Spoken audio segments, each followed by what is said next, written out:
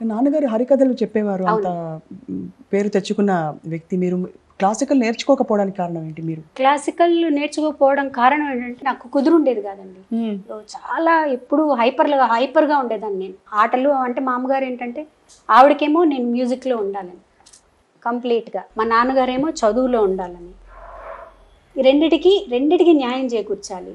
నేను కాంపిటీషన్స్కి అవి వెళ్ళి వచ్చినా కూడా లీవ్ పెట్టకుండా స్కూల్కి వెళ్దాం, ఇవన్నీ చేయాలి. నాకేమో ఆడుకోవాలని కూడా ఉండేది అనమాట. నాన్నగారు మటుకు లేదమ్మా నువ్వు తాళం వేసి కీర్తనలు పాడితేనే నీకు వస్తుందని. ఒక్క కాంపిటీషన్ మటుకు పెండ్యాల గారు వస్తున్నారని తెలిసింది నాన్నగారు.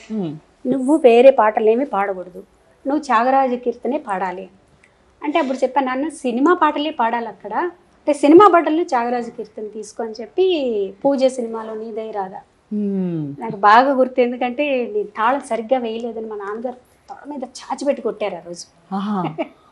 అన్నీ చెప్పి ఆయన పంపించారు, పాడాను. కాంపిటీషన్లో ప్రైజ్ వచ్చింది, ఫస్ట్ ప్రైజ్.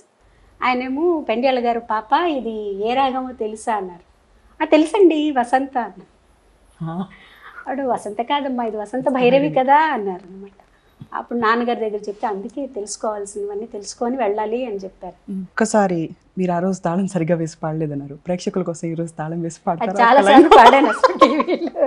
రామ రామ రామ రామ త్యాగరాజ హృత్సదన నామది తల్లడిల్లగా నామది తల్లడిల్లగా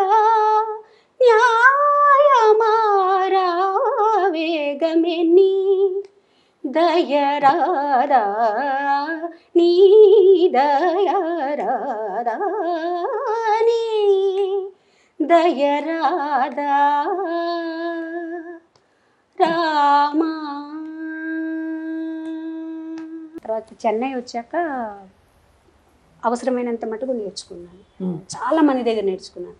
టైం ఫ్యాక్టర్ ఒక 6 months బాలమురళి గారి దగ్గర నేర్చుకున్నాను. నా మానసిక గురువు ఆయన.